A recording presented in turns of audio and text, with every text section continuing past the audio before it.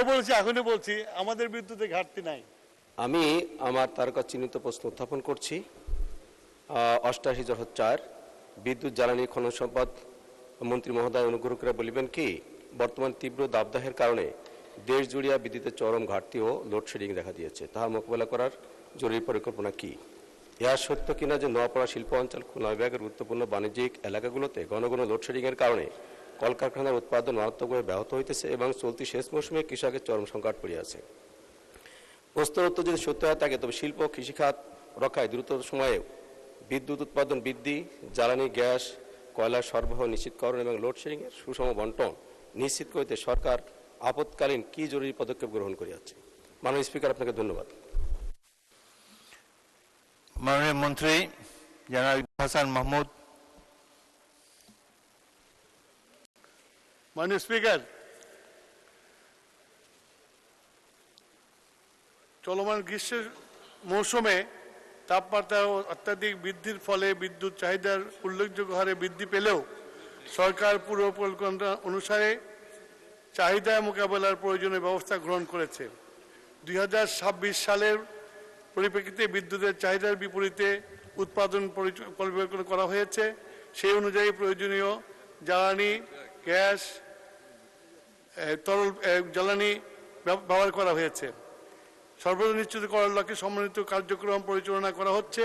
এই সঙ্গে গ্যাস ভিত্তিক, কয়লা ভিত্তিক, তরল জ্বালানি ভিত্তিক বিদ্যুৎকরণ সর্বোচ্চ নিশ্চিত করার জন্য রক্ষণাবেক্ষণ যথাযথ পরিকল্পনার মাধ্যমে সম্পন্ন বিদ্যুৎ কেন্দ্রগুলো উৎপাদনের প্রস্তুত রাখা হয়েছে। বিদ্যুৎ উৎপাদনের ঘাটতি জনিত কারণে লোডশেডিংয়ের প্রয়োজন হয় না। তবে বিদ্যুৎ কেন্দ্রের জরুরি রক্ষণাবেক্ষণ, ঝড় বৃষ্টি, অন্যান্য প্রাকৃতিক দুর্যোগ সঞ্চালন বিতরণ লাইনে নির্ধারিত অনির্ধারিত রক্ষণাবেক্ষণ কার্যক্রমের কারণে কখনো কখনো সাময়িক বিদ্যুৎ বিভ্রাট ঘটতে পারে। নোয়াপাড়া অঞ্চল ও খুলনা বিভাগের গুরুত্বপূর্ণ বাণিজ্যিক এলাকাগুলিতে বর্তমানে লোডশেডিং নাই। যশোর পল্লী বিদ্যুৎ সমিতি 2 অন্তর্গত উভয়নগর উপজেলায় নোয়াপাড়া গ্রেডের বর্তমানে চাহিদা 46 মেগাওয়াট, চাহিদার বিপরীতে সরবরাহ 46 মেগাওয়াট। গ্রিড হইতে প্রাপ্ত লোড বিভাজন করে বিদ্যুৎ সরবরাহ বর্ণিত এলাকায় বর্তমানে লোডশেডিংয়ের সমস্যা নাই।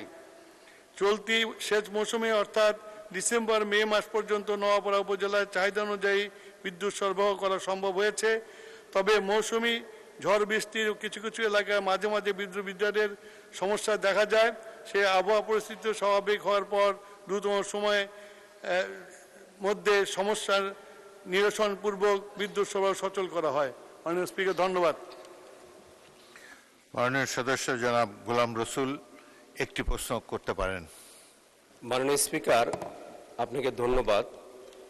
আমাদের মাননীয় মন্ত্রী বলেছেন বিদ্যুতের কোনো লোডশেডিং নাই, কিন্তু আমরা আজকে এখনো দেখতে পাচ্ছি আমার গ্রাম অঞ্চলে যদি কথা বলি প্রায় 5 থেকে 6 ঘন্টা 7 ঘন্টা লোডশেডিং আছে।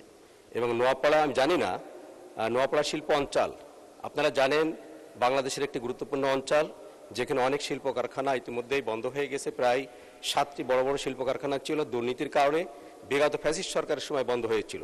প্রাইভেট সেক্টরে কিছু শিল্প কারখানা তৈরি করা হয়েছে, সেখানে এখন কিন্তু ব্যাপকভাবে বিদ্যুতের ঘাটতি দেখা দিয়েছে এবং তারা পরিকল্পিতভাবে জেনারেটরেও অনেক খরচ হচ্ছে বিধায় সৌর বিদ্যুৎ দিকে তারা ঝুঁকে যাচ্ছে। আমার কাছে আমি কয়েকটি মিলে পরিদর্শনে গিয়েছিলাম, তাদের বক্তব্য যে সৌর বিদ্যুৎ যাতে আমরা সহজে করতে পারি তার জন্য ব্যবস্থা আপনারা গ্রহণ করবেন। কাজে দেখা যাচ্ছে যে বাংলাদেশে এই মুহূর্তে বিদ্যুৎ উৎপাদন হচ্ছে 17,200 মেগাওয়াট, কিন্তু চাহিদা দেখানো হচ্ছে 16,000 থেকে 16,500। কিন্তু এই ঘাটতিটা কোথা থেকে আসছে এটা আমরা বুঝতে পারছি। মাননীয় মন্ত্রী, ঘাটতি কেন? স্পিকার, আমি আগেও বলছি, এখনই বলছি, আমাদের বিদ্যুতে ঘাটতি নাই।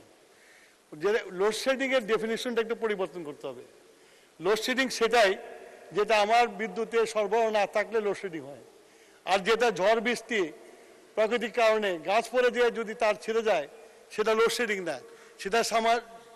সেটাকে মেরামত করার জন্য যে সময়টুকু দরকার সেই সময়ের মধ্যে আমরা লোডশেডিং দিতে বাধ্য, বিদ্যুৎই যায় না সেখানে, আবার মেরামত হয়ে গেলে বিদ্যুৎ চলে আসে। সুতরাং লোডশেডিং হলো বিদ্যুতের যদি আমার ঘাটতি থাকে, বিদ্যুতের বাংলাদেশে এখন কোনো ঘাটতি নাই। সবাইকে ধন্যবাদ।